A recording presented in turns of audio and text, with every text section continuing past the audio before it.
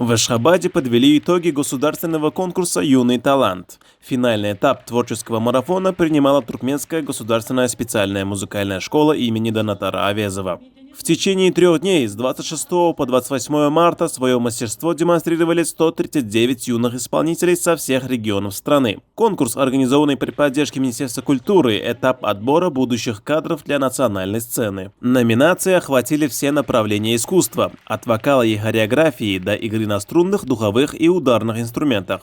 Особое внимание уделили искусству бахши и игре на национальных инструментах. В программе прозвучали как произведения туркменских классиков, так и шедевры мировой музыки. Профессиональное жюри, в которое вошли ведущие преподаватели профильных вузов, оценивало не только технику исполнения, но и артистизм участников. По итогам прослушивания определились триумфаторы. 15 конкурсантов заняли первые места, еще 14 и 19 ребят стали обладателями серебра и бронзы соответственно. Почетными грамотами отметили 21 участника. Завершился праздник талантов гала-концертом лауреатов. Как отметили организаторы, работа по поддержке одаренной молодежи в Туркменистане носит регулярный характер, открывая юным талантам путь в большую профессиональную жизнь.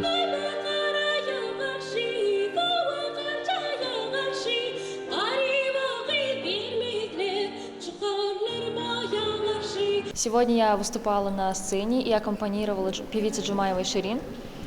Мы играли песню Нуры Халмамедова, песенка «Айны». Также я хочу выразить огромную благодарность нашему президенту за такую возможность нам участвовать в таких конкурсах, потому что это хорошая возможность нам показать свои силы, прочувствовать сцену, и это вовсе не про победу, а больше про ваше участие. И я считаю, что каждый выпускник должен это прочувствовать.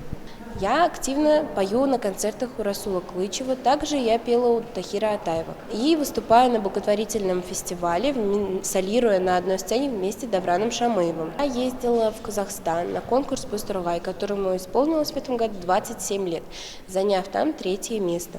Также я ездила на фестиваль к Диане Гурцкой, который называется «Белая трость», и пела на одной сцене вместе с Марком Тишманом. И нас назвали лучшим дуэтом. Хочу выразить огромную благодарность нашему герою Аркадагу и уважаемому президенту за возможность выступать на таких сценах.